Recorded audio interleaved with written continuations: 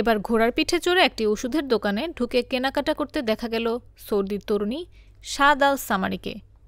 মূলত সৌদি আরবে অশ্বারোহী হিসেবে তিনি অনেক আগে থেকেই বিখ্যাত।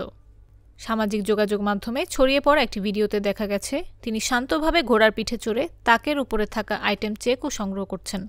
এ সময় তার এই ব্যতিক্রমী কেনাকাটা করাকে ক্যামেরায় ধারণ করছিলেন একজন।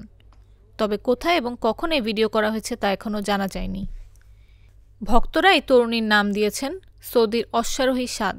বয়স ২০ বছর। তাকে সৌদি আরবের সবচেয়ে বিখ্যাত নারী অশ্বারোহী হিসেবে গণ্য করা হয়। ব্যতিক্রমী অশ্বারোহণ দক্ষতা এবং আত্মবিশ্বাসের জন্য তিনি প্রশংসিত। সামাজিক যোগাযোগ মাধ্যমে সৌদির এই ভাইরাল তরুণীর অনেক ফলোয়ার রয়েছে। শাদ নিয়মিত এ সম্পর্কিত ভিডিও আপলোড করেন। ঘোড়ার প্রতি শাদের অনুরাগ অল্প বয়স থেকেই শুরু হয়, যা এক্ষেত্রে তার দক্ষতা বৃদ্ধিকে সহায়তা করেছে। এরই মধ্যে তিনি বেশ কয়েকটি স্থানীয় এবং আঞ্চলিক প্রতিযোগিতায় অংশগ্রহণ করতে সক্ষম হয়েছেন।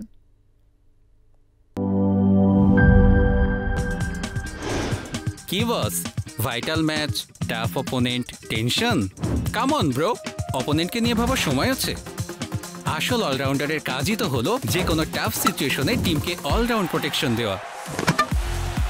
জাস্ট লাইক মাই টাইলক্স, যার অ্যান্টিব্যাকটেরিয়াল এজেন্ট টয়লেটের কোনায় কোনায় পৌঁছে ৯৯% জীবাণু ধ্বংস করে, টয়লেটের কঠিন দাগ ও দুর্গন্ধ দূর করে টয়লেটকে রাখে ক্লিন আর সুবাসিত। টাইলক্স টয়লেট ক্লিনার, ক্লিন মানেই টাইলক্স।